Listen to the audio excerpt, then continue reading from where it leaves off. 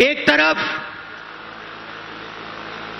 BJP, RSS, Narendra Modi क्रोध और हिंसा की विचारधारा, और दूसरी तरफ कांग्रेस पार्टी और हिंदुस्तान की जनता जो प्यार में भरोसा करती है, भाईचारे में भरोसा करती है। नॉर्थ ईस्ट में भयंकर आक्रमण हो रहा है। आरएसएस के लोग असम की हिस्ट्री पर, आपके इतिहास पे, आपकी भाषा पर, आपके जीने के तरीके पर जबरदस्त आक्रमण कर रहे हैं। और सिर्फ असम पर नहीं, नॉर्थ ईस्ट के हर प्रदेश पर। और इसीलिए हमारे बाकी प्रदेशों से भी हमारे कांग्रेस के नेता यहां बैठे। आरएसएस की जो आइडियोलॉजी है वो नॉर्थ ईस्ट पर, हर प्रदेश पर, अरुणाचल को जला रखा है, असम पर आक्रमण, त्रिपुरा, मणिपुर, मेघालय, नागालैंड, एक भी प्रदेश उन्होंने नहीं छोड़ा है। आप लोगों का जीने का तरीका है, आपका कल्चर है, आपकी भाषा है, और आप प्यार से रहते हो, और सालों से आप प्यार से रह रहे हो। जब से 2014 में नरेंद्र मोदी जी की सरकार आई और यहां असम में, अरुणाचल में बीजेपी की सरकारें आई, उस दिन से उन्होंने आपकी हिस्ट्री पर, आपके कल्चर पर आक्रमण शुरू कर दिया है। और मैं यहां पहले ही कहना चाहता हूं, देख लीजिए, अच्छी तरह सुन लीजिए, और नागपुर के लोग भी सुन लें, मोहन भागवत सुन लें, नरेंद्र मोदी जी सुन लें।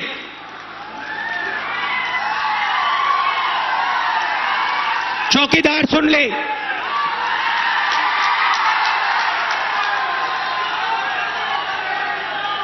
कांग्रेस पार्टी नॉर्थ ईस्ट के इतिहास पर, नॉर्थ ईस्ट के भाषाओं पर, आपके कल्चर पर आक्रमण नहीं होने देगी।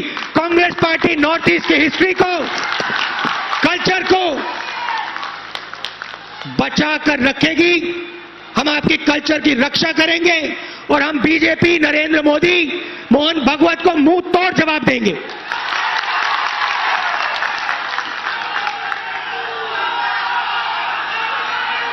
एक के बाद एक, एक के बाद एक आपसे छीना गया है। आपको याद होगा, कांग्रेस पार्टी ने असम को स्पेशल स्टेटस दिया था, याद है आपको? याद है ना? नरेंद्र मोदी, आरएसएस, बीजेपी ने आपसे स्पेशल स्टेटस छीना। सही बात है? और मैं आपको इस स्टेज से कह रहा हूं, जैसे ही कांग्रेस पार्टी वापस आएगी, आपको स्पेशल स्टेटस वापस मिलेगा। लो,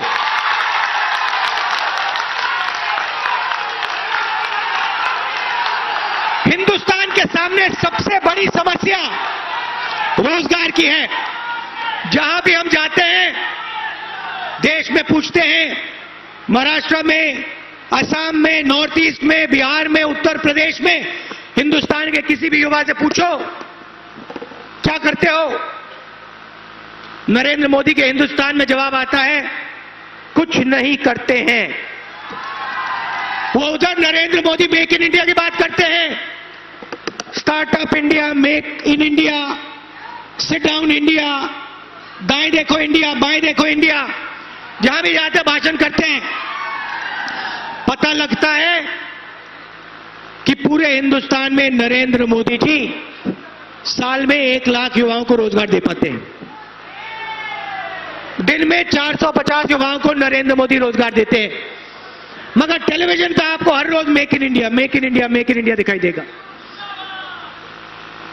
यहां पहले नॉर्थ ईस्ट इंडस्ट्रियल पॉलिसी होती थी, इंडस्ट्री प्रमोशन पॉलिसी होती थी। बीजेपी सरकार ने इसको आपके हाथों से छीना। इसको कांग्रेस पार्टी रिस्टोर करके दे देगी। जो आपका पहले रोजगार का काम होता था, इंडस्ट्रियल डेवलपमेंट का काम होता था, उसको इन्होंने रोका। असम के युवाओं को जबरदस्त चोट पहुंचाई। हम एक बार फिर आपको रोजगार देने का काम शुरू कर देंगे, इंडस्ट्रियल पॉलिसी लागू कर देंगे। जो आपके पेपर मिल्स बंद किए गए, बंद पड़े हैं, जागीर रोड और काचर के पेपर मिल्स, उनको हम खोल के दिखा देंगे।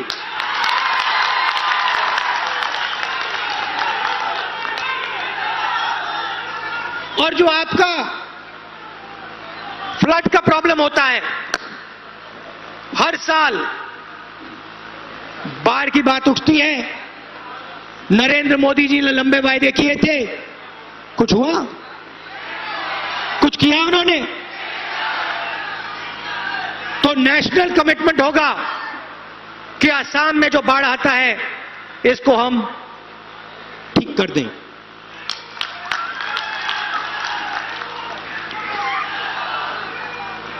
और नॉर्थ ईस्ट के युवा आपको शिक्षा ढूंढते हुए हिंदुस्तान के हर प्रदेश में मिलेंगे। बेंगलोर जाओ, आपको नॉर्थ ईस्ट के युवा शिक्षा ढूंढते हुए मिलेंगे। पंजाब, हरियाणा, अलग अलग प्रदेशों में नॉर्थ ईस्ट से युवा जाते हैं, शिक्षा लेने जाते हैं। आप ताली बजा रहे हो, इतनी अच्छी बात नहीं है। शिक्षा आपको असम में और नॉर्थ ईस्ट में मिलनी चाहिए। और हम असम को टेक्निकल इंस्टीट्यूशंस, टेक्निकल एजुकेशन का हम सेंटर बना देंगे नॉर्थ ईस्ट का। हमने आईआईटी दी, मगर अभी बहुत काम बाकी है, बहुत काम बाकी है। हम आपको, असम के युवाओं को असम में हाई क्वालिटी की शिक्षा दिलवा के छोड़ेंगे।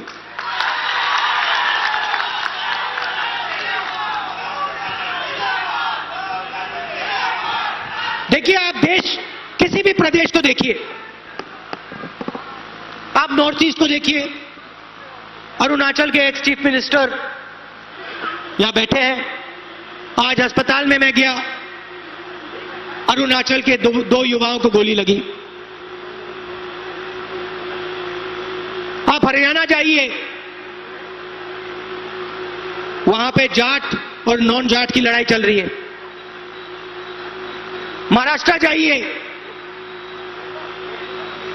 उत्तर प्रदेश, बिहार के लोगों को वहां से भगाया जाता है। दिल्ली में नॉर्थ ईस्ट के लोगों को डराया जाता है। बेंगलोर में महिलाओं को पीटा जाता है। इसका कारण है क्योंकि आरएसएस नफरत फैलाती है और इनकी सोच है। हमारी सोच है कि हिंदुस्तान को जोड़ना है। हम असम आते हैं, देखा आपने, देखा ये भैया, ये टोपी लाओ आगे, ये टोपी लाओ बड़ी वाली, हाँ? झापी लाओ, इसको आप आगे लाओ, मैं दिखाना चाहता हूं।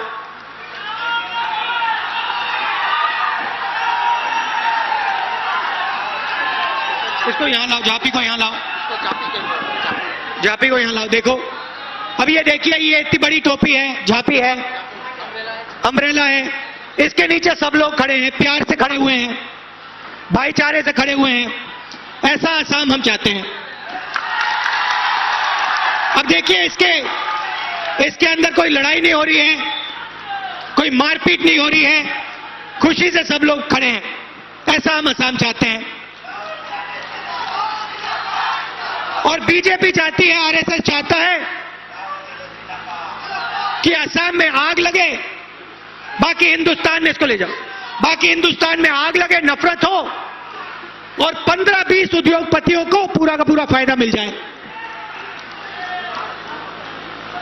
उनके नाम आप जानते हो?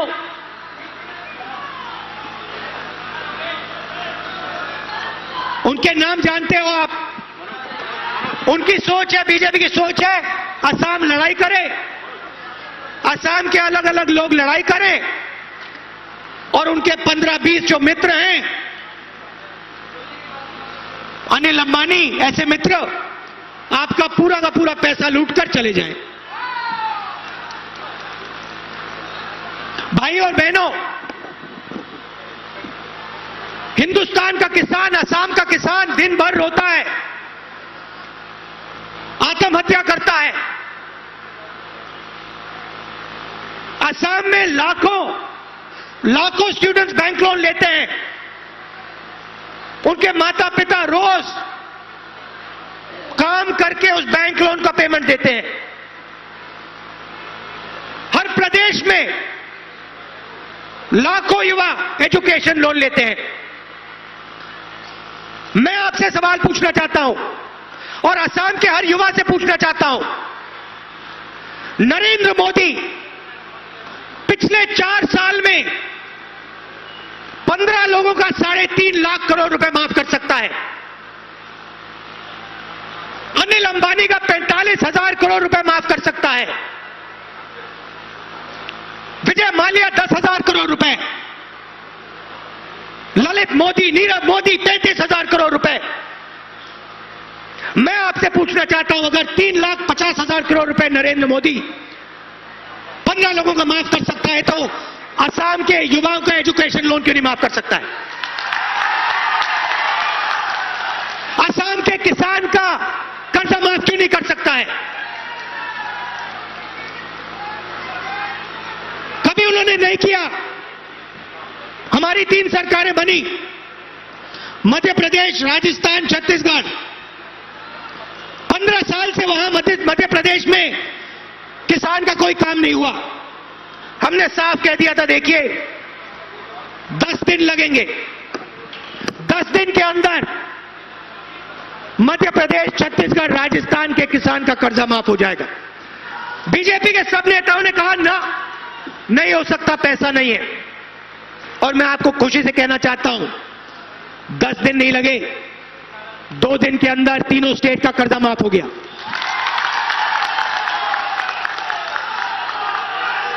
बीजेपी कहती है पैसे की कमी है। भाई और बहनों, अगर पैसे की कमी थी तो 3,50,000 करोड़ रुपए कर्जा कैसे माफ हुआ?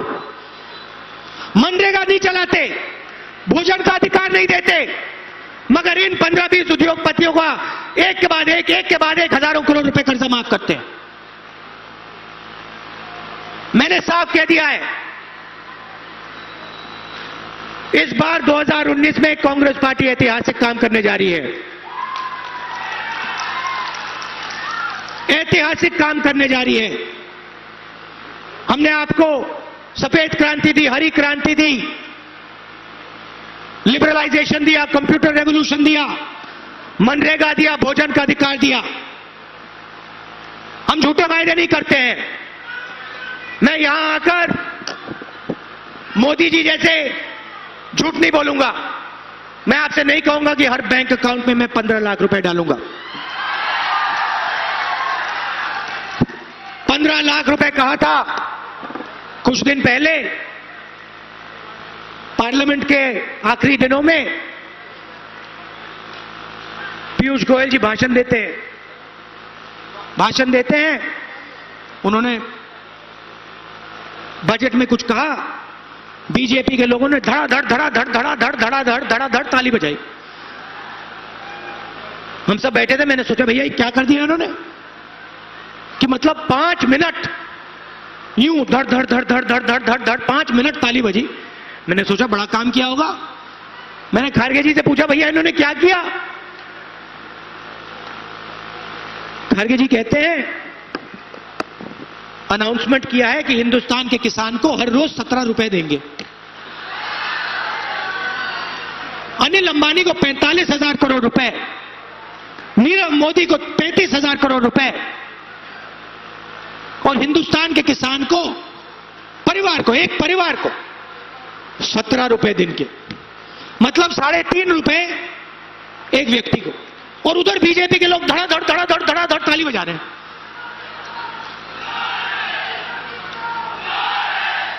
$3.5 लाख करोड़ रुपए आपने माफ किए, तब आपने ताली नहीं बजाई, तब आप बिल्कुल चुप थे।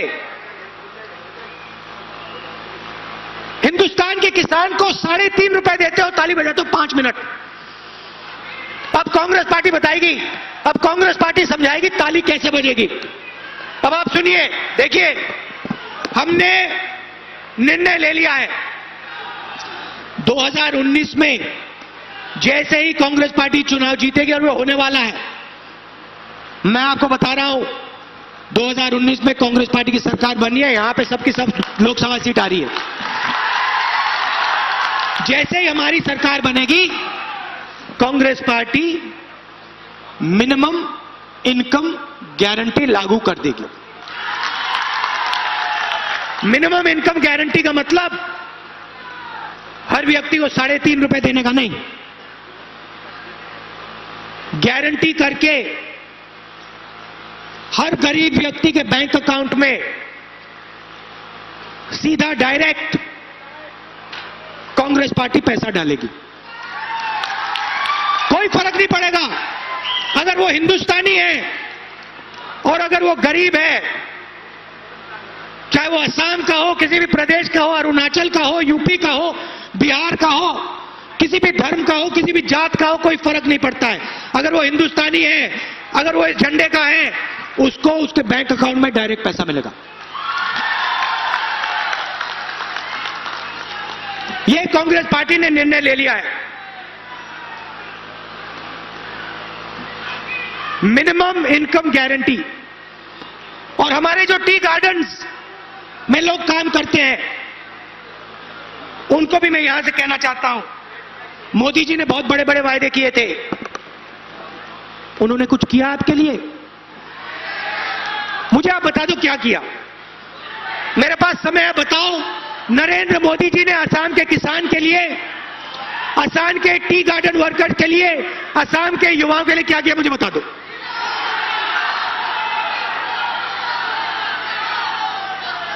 मुझे बताओ टी गार्डन्स के लिए क्या किया। मैं टी गार्डन के वर्कर से कहना चाहता हूं, कांग्रेस पार्टी आपको मिनिमम वेज गारंटी करके दे देगी। ले आओ।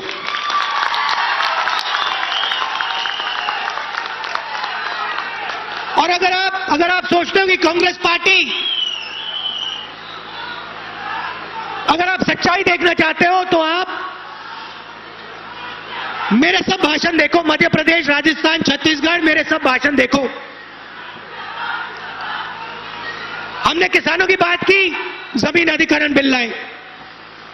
हमने किसान की कर्जा माफ की बात की, 70,000 करोड़ रुपए कर्जा माफ कर दिया था।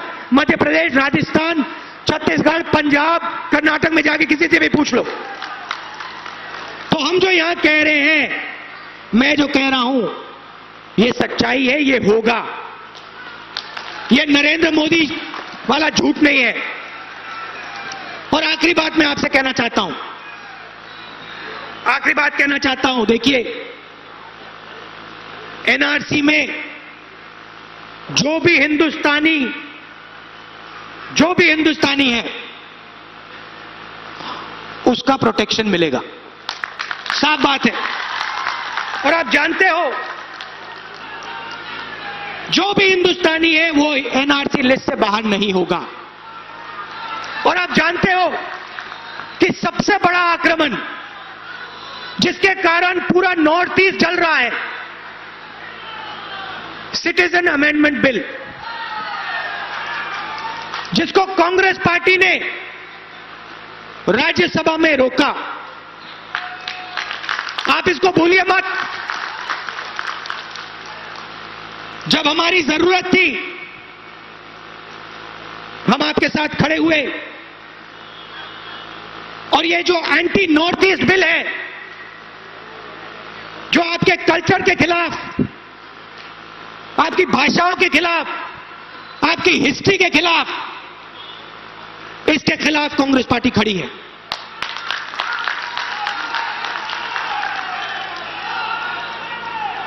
तो ये मैं आपसे कहना चाह रहा था,